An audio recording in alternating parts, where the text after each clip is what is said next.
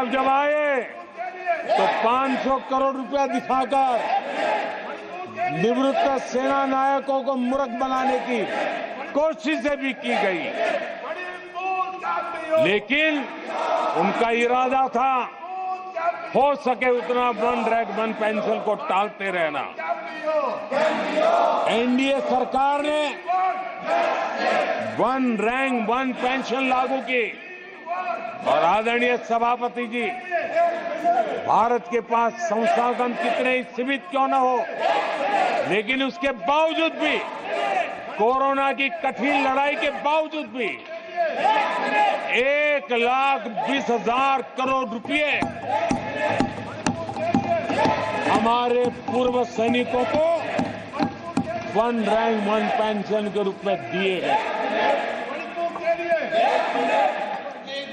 Please, no, ये तरीका ठीक नहीं है। नो, ये गलत तरीका। प्लीज, माननीय सदस्य, ये तरीका ठीक नहीं है। आप संसदीय परंपराओं का पालन करें। आदरणीय सभापति जी, आदरणीय राष्ट्रपति महोदया ने अपने उद्घोषण में पेपर लीक पर भी चिंता जताई है। मैं भी देश के हर विद्यार्थी को, देश के हर नौजवानों को कहूंगा कि सरकार ऐसी घटनाओं को रोकने के लिए अत्यंत गंभीर है और युद्ध स्तर पर हम अपनी जिम्मेवारियों को पूरा करने के लिए एक के बाद एक कदम उठा रहे हैं। युवाओं के भविष्य के साथ खिलवाड़ करने वालों को कतई छोड़ा नहीं जाएगा। नीट के मामले में पूरे देश में लगातार गिरफ्तारियां की जा रही है। केंद्र सरकार पहले ही एक कड़ा कानून बना चुकी है। परीक्षा कराने वाले पूरे सिस्टम को पुख्ता करने के लिए जरूरी कदम उठाए जा रहे हैं। आदरणीय सभापति जी, एनडीए सरकार ने बीते 10 वर्षों में विकास को अपना सबसे बड़ा संकल्प बनाया है। आज हमारे सामने भारत को दुनिया की तीसरी सबसे बड़ी इकोनॉमी बनाने का संकल्प है। आज हमारे सामने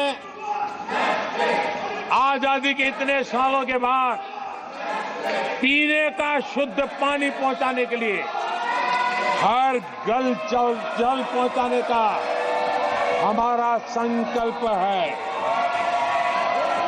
आदरणीय सभापति जी, हर गरीब को आवास देना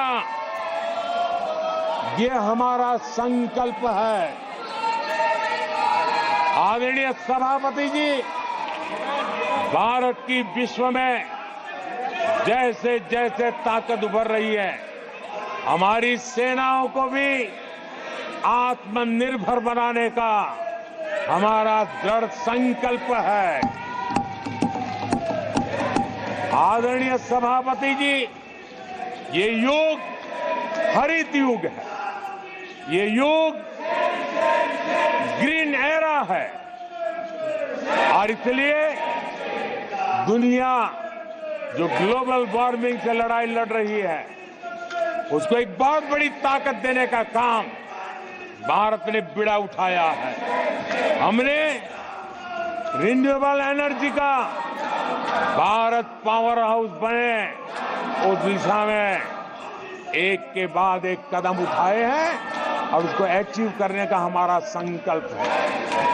आदरणीय सभापति जी, भविष्य ग्रीन हाइड्रोजन से जुड़ा है, ई व्हीकल से जुड़ा हुआ है। भारत को ग्रीन हाइड्रोजन का हब बनाने के लिए भी हम पूरी तरह संकल्पबद्ध है। आदरणीय सभापति जी, 21वीं सदी आज भारत 21वीं सदी को भारत की सदी बनाने के लिए जिन संकल्पों को लेकर के हम चले हैं, उसमें इंफ्रास्ट्रक्चर की भी बहुत बड़ी भूमिका है। हमें आधुनिक इंफ्रास्ट्रक्चर बनाना है। हमें विश्व के सारे बेंचमार्क की बराबरी पे जाना है। आदरणीय सभापति जी, जितना निवेश भारत में इंफ्रास्ट्रक्चर के लिए हुआ है, वो इतना पहले कभी नहीं हुआ है और जिसका लाभ आज देशवासी देख रहे हैं। देश में बहुत बड़े पैमाने पर रोजगार और स्वरोजगार के अवसर बन रहे हैं। उसको विस्तार हो, उसको एक नए रूप रंग मिले, आधुनिक भारत की आवश्यकताओं के अनुसार स्किल डेवलपमेंट हो और उसके आधार पर इंडस्ट्री 4.0 में भी भारत लीडर के रूप में उभरे और हमारे नौजवानों का भविष्य भी संवरे। उस दिशा में हम काम कर रहे हैं।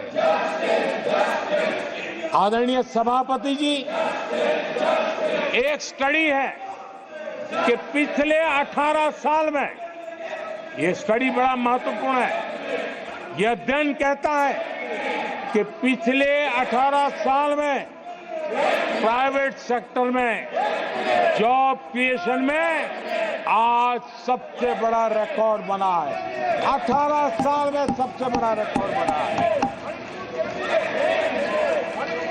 आदरणीय सभापति जी, आज भारत डिजिटल पेमेंट सिस्टम पूरी दुनिया में एक उदाहरण बना है।